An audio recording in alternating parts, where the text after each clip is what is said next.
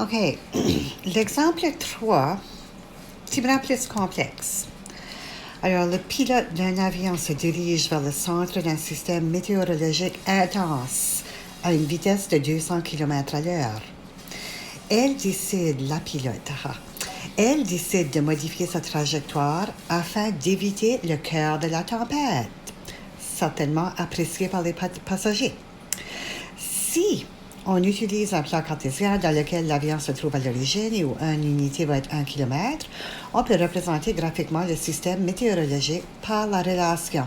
Donc, ça, c'est ta tempête, l'équation de ton cercle. Rappelle-toi qu'avec ceci, OK, c'est pour ça qu'on parle de l'origine. On ne va pas le faire graphiquement, là, OK? Ensuite, la nouvelle trajectoire de l'avion suit la droite définie par l'équation ici, dans le cadran 1.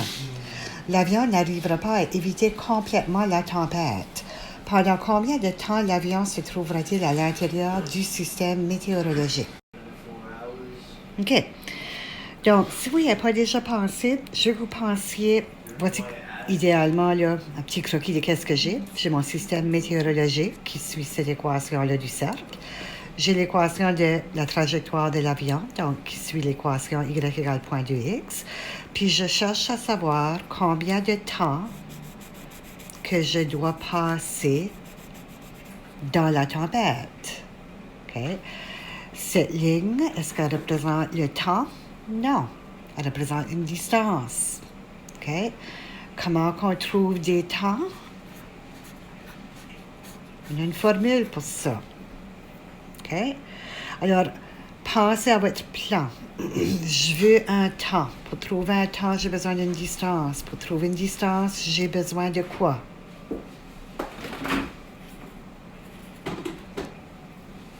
Deux points.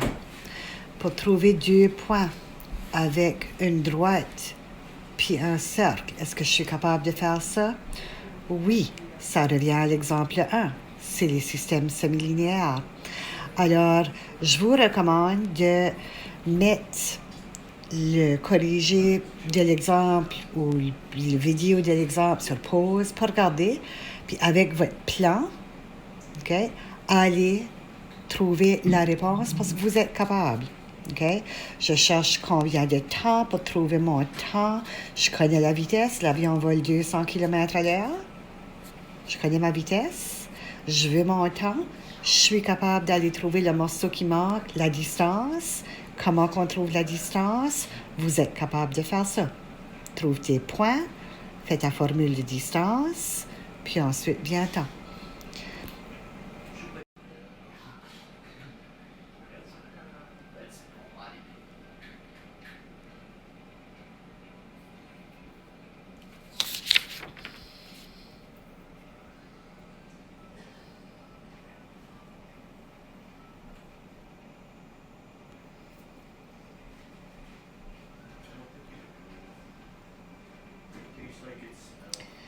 Alors, étape 1, OK? Étape 1, on cherche à trouver quand est-ce que c'est.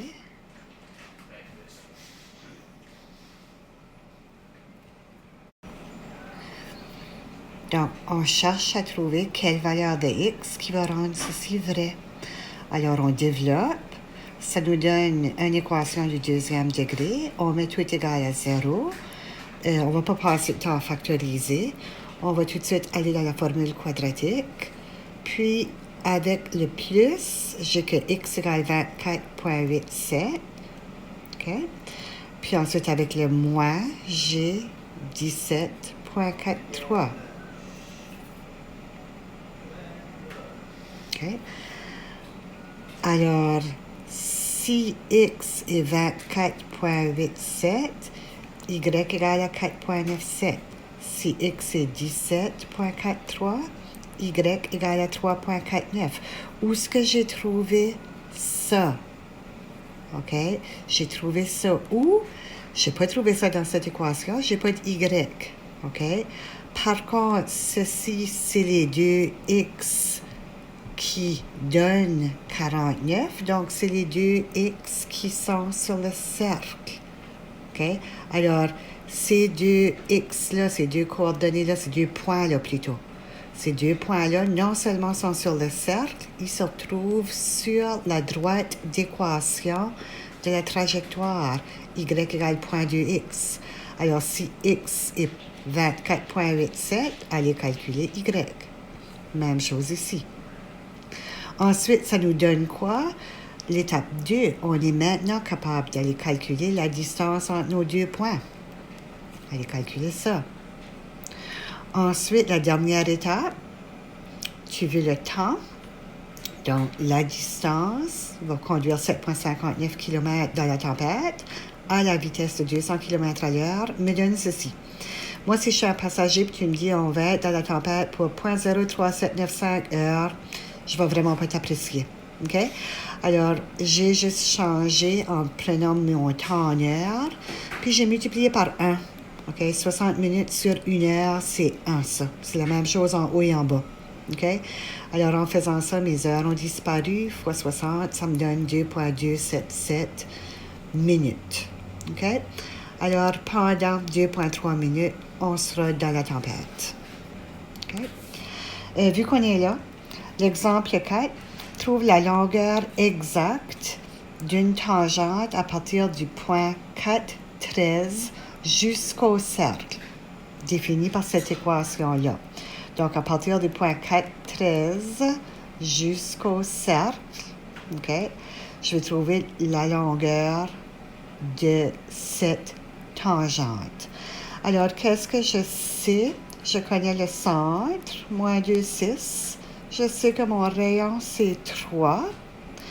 Alors, n'oubliez pas aussi une tangente 190 degrés. Donc, il y a un Pythagore possible. Mais pour avoir un Pythagore, j'ai besoin, pour trouver ceci avec Pythagore, j'ai besoin du troisième côté que j'ai appelé droite 1. Cette droite 1, je peux aller trouver sa longueur. Pourquoi? Parce que j'ai les deux points. Alors, étape 1, allons calculer la longueur de droite 1. Étape 2, avec la tangente, pour trouver la tangente, on sera en train de faire un Pythagore. OK? Puis, vous allez finir avec 2 racines carrées de 19 unités. Juste rappelez-vous, vous avez vu comment simplifier 76, tu cherches à écrire ça en facteur. OK? En facteur, où ce qu'un de ces facteurs-là serait un nombre carré, idéalement. Donc, 4 fois 19, je sors la racine de 4 qui est 2, racine de 19, unité. Ceci étant dit, tu regarderas dans ton livre les chansons, les problèmes écrits, ils mettent probablement ça en décimale. OK? Et c'est tout pour cette section.